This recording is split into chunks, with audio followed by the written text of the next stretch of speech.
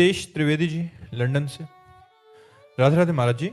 महाराज जी, मैं जीवन में आध्यात्मिक मार्ग में आगे बढ़ने के लिए प्रयासरत हूँ, किंतु बैलेंस समझ नहीं आ रहा महाराज जी बनाना। कार्य क्षेत्र में मन लगाता हूँ तो परिवार की जिम्मेदारी पिछड़ जाती है। कभी कभी लगता है कि प्रभु को भूल गया हूँ। मतलब महाराज जी, इन सब में इतना ज्यादा नहीं, इसमें परेशानी क्या है? परेशानी क्या है? आपने विभाग कर लिए। देखो, आपकी परेशानी का जो कारण है वो विभाग है। एक कार्य क्षेत्र का विभाग, एक परिवार के प्यार का विभाग, एक अध्यात्म का विभाग। इसलिए आप परेशान हो गए। दुचित कबहु परितोष न लाहि। चित्त को आपने विभाजित कर दिया, इसलिए अगर इसको एक कर लो, अभी आनंद आ जाएगा। आप भगवान के लिए कर्म करते हैं, आप भगवान के लिए परिवार का पोषण करते हैं और भगवान का भजन करते हैं, बिल्कुल शांति प्राप्त हो जाएगी। आप मनोयोग से कर्म कीजिए और उसको कृष्णार्पणम मस्तु कर दीजिए। 8 घंटे ड्यूटी किया, बीच बीच में राधा राधा स्मरण किया और 8 घंटे भगवान को समर्पित कर दिए। यह अध्यात्म में आपको बढ़ाएगा। परिवार के लिए अच्छी अच्छी वस्तुएं खरीद कर ले गए, बेटे को, पत्नी को, सबको खुश कर रहे हैं, सब में भगवान है। सबको प्यार दुलार कर रहे हैं, सब में भगवान है। और वो भगवान के लिए आप कर रहे हैं, वो आपका भक्ति योग बढ़ता चला गया। और एकांत समय में खूब ध्यान कीजिए, नाम जप कीजिए, भगवत कीर्तन कीजिए। तो एक विभाग कर लीजिए। संपूर्ण सृष्टि भगवान की है, जो कर्म है वो भगवान के लिए है, जो परिवार है वो भगवान के लिए। नाथ सकल संपदा तुम्हारी, मैं सेवक समेत सुतनारी। तो फिर परेशानी क्या है? कोई परेशानी नहीं। अब बताइए क्या परेशानी? गुरुजी, जैसा आपने बताया हुआ है, वो 8 घंटे कार्य करने के बाद वो समर्पित करता हूँ भगवान को। वो उस समय लगता है जैसे भगवान को तो भूल ही गया, कार्य ही समर्पित कर रहा हूँ, लेकिन भगवान की तो याद नहीं की। अच्छा, हम आपको बंबई भेजते हैं और अपने लिए कहते हैं कि अमुक चीज लाओ, बंबई में मिलती है, तो आपके दिमाग में वो चीज रहेगी और बंबई की यात्रा रहेगी? नहीं रहेगी। बंबई की यात्रा और वो चीज जो हमने मंगाई है, लेकिन मूल में इसके ऊपर क्या है? महाराज ने मंगाई है। वो ध्यान विस्मृत नहीं होगा और वो ध्यान भी नहीं करोगे, लेकिन ध्यान में आपके रहेगा बंबई का मार्ग और वो वस्तु, लेकिन उसके ऊपर मूल में क्या है? महाराज ने मंगाई। आप खुशी खुशी जाओगे, बंबई से वो वस्तु लाओगे और जब ला के दोगे कुछ याद नहीं रहेगा। और आपसे पूछा जाए कि आपने भजन साधन वृंदावन धाम छोड़कर आप बंबई गए और वस्तु लाए, आपको कैसा लगा? आप कहोगे छाती हमारी ठंडी हो गई, क्योंकि आज हमने गुरु आज्ञा का पालन किया। बस इस बात में रहो कि संत आज्ञा, शास्त्र आज्ञा, भगवत आज्ञा का मैं पालन कर रहा हूं, क्योंकि 8 घंटे कर्म करके परिवार का पोषण कर रहा हूं। परिवार भगवत स्वरूप है और बीच बीच में भगवान का स्मरण कर रहा हूं। तो स्मरण ना होते हुए भी स्मरण है, क्योंकि मैं भगवत अर्थ कर्म कर रहा हूं, भगवान की आज्ञा का पालन कर रहा हूं। इसलिए ऐसे विचारवान बनो जिससे अशांति ना आने पावे और हृदय शांत होकर अध्यात्मवान बने। ये सब अध्यात्म के अंतर्गत आ जाएगा। अध्यात्म का मतलब केवल लंगोटी लगा करके बाहर बैठे रहना नहीं है। अध्यात्म का मतलब है कर्मयोग युक्त होकर के कर्म फल की आकांक्षा ना करते हुए भगवत स्मरण परायण रहना। आप सच्ची बात समझ लो। कर्म जो, अगर क्या जनक जी से बढ़कर कोई ज्ञानी है? पर वो राजा है, पूरा राजकाज परिवार संभाल रहे कि नहीं संभाल रहे? सुखदेव जी से बढ़कर कोई त्यागी है? लेकिन वो जनक जी को गुरु बनाया जाके के लिए बनाया। एक त्यागी एक राजा को गुरु बना रहा, क्योंकि ज्ञान की स्थिति जनक जी की सर्वोपरि है और पूरा कार्यभार देख रहे हैं। राज कार्यभार देख रहे हैं, परिवार कार्यभार देख रहे हैं और परम ज्ञानी है। इसलिए ऐसा नहीं है कि अध्यात्मवान लंगोटी वाला ही है। अध्यात्मवान पैंट शर्ट वाला भी हो सकता है, अध्यात्मवान धोती कुर्ता वाला भी हो सकता है, क्योंकि वो अध्यात्म अंदर की वस्तु है। अंदर उसका चिंतन क्या चल रहा है, अंदर के चिंतन को, समर्पण को संभालो, पूरे के पूरे भगवान के बन जाओ, तो हर कार्य आपका भजन हो जाएगा। ठीक है? हाँ, उसको विभाग मत करो, नहीं तो फिर परेशान हो जाओगे।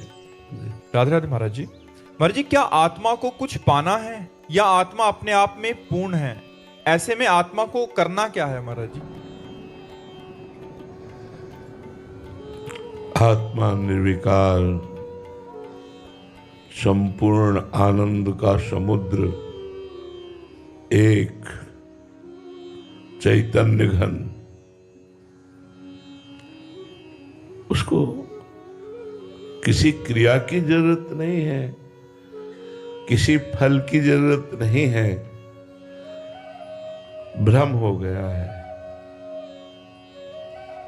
आप आत्मस्वरूप होते हुए अपने आप को भूल करके पुरुष देह में आसक्ति करने के कारण आपको भ्रम हो गया है।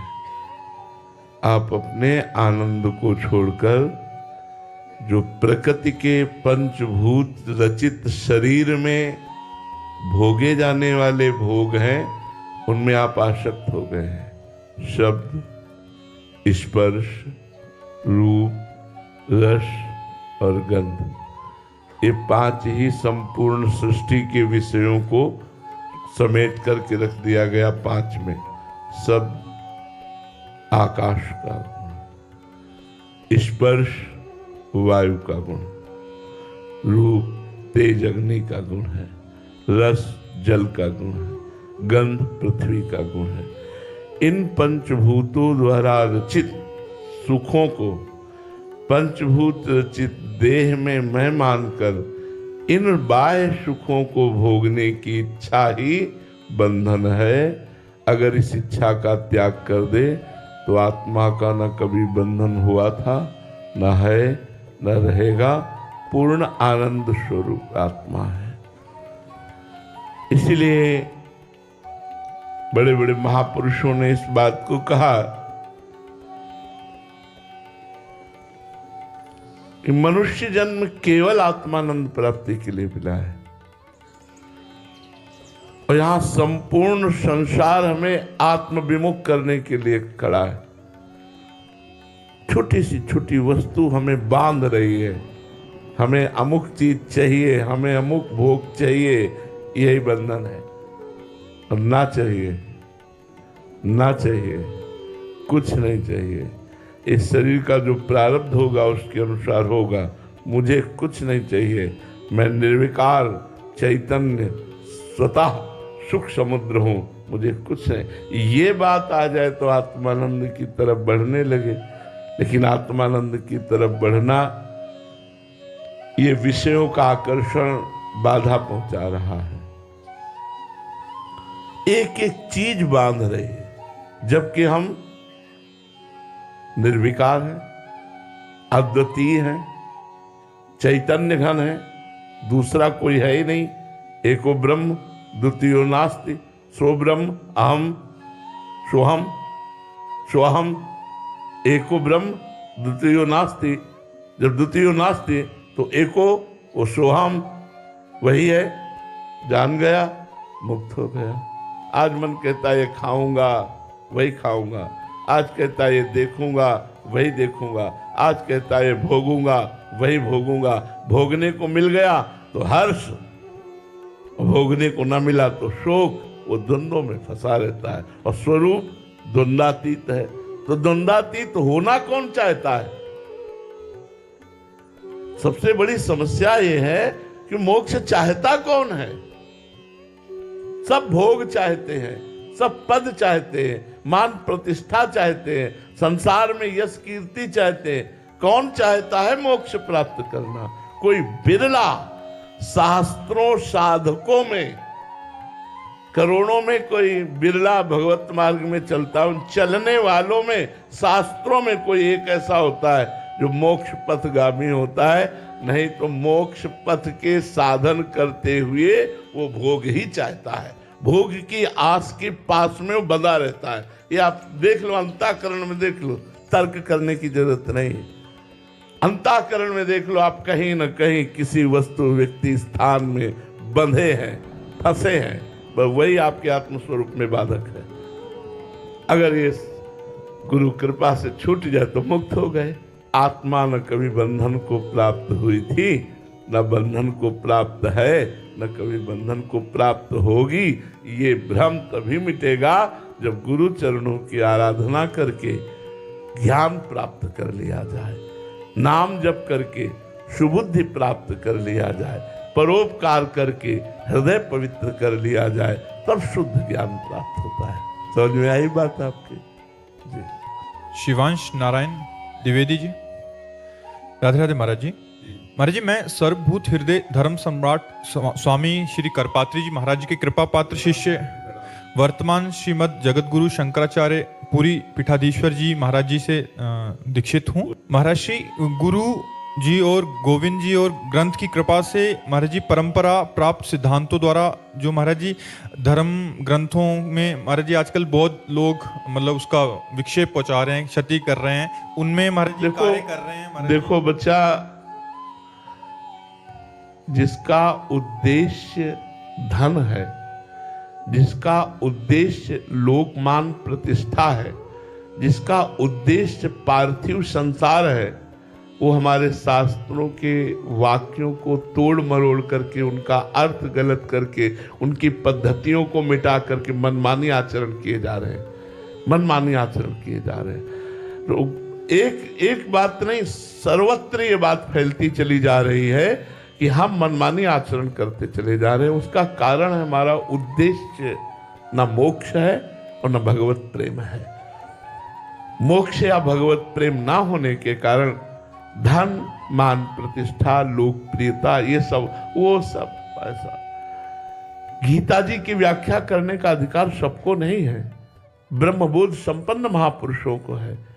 उनकी बात लेकर अगर हम समाज को देते हैं तो शुद्ध बात, अमृत बात देते हैं, लेकिन नहीं, अपने अहम की पुष्टता, लोक व्यवहार में प्रियता, लोक में मान्यता, धन की प्राप्ति, ये उद्देश्य बच्चा हमारे शास्त्रों को गौड़ कर रहे हैं और मनमानी मुख्य कर रहे हैं।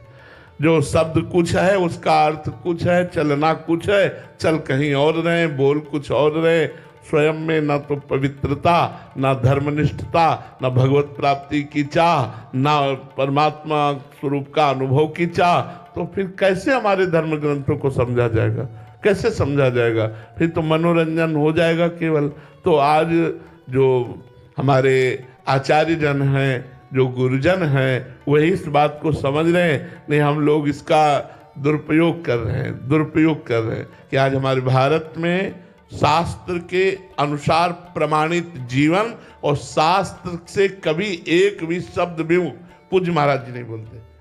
गंभीर मुद्रा, शांतनिष्ठ, और जो आदि गुरु भगवान ने पीठ की मर्यादा दी, उस मर्यादा के अनुसार ऐसे गुरुजनों के चरणों में प्रणाम करते हैं। आगे चल करके मिलना मुश्किल हो जाएगा, ऐसे महापुरुष मिलना मुश्किल हो जाएगा जो मोक्ष पद को प्राप्त हुए और धर्मनिष्ठ और शास्त्र सम्मत व्याख्या करे, वो बहुत कठिन बात हो गई। आज धर्म ग्रंथ के उपदेशों को हम अध्यात्म की ऊंचाई पर चढ़ने के लिए नहीं, लोक व्यवहार की वाहवाही, धन संपत्ति, मान प्रतिष्ठा, इसलिए भैया उद्देश्य बदल गया तो सब बदल गया। उद्देश्य आज बदल रहा है, इसलिए सब गड़बड़ हो रहा है।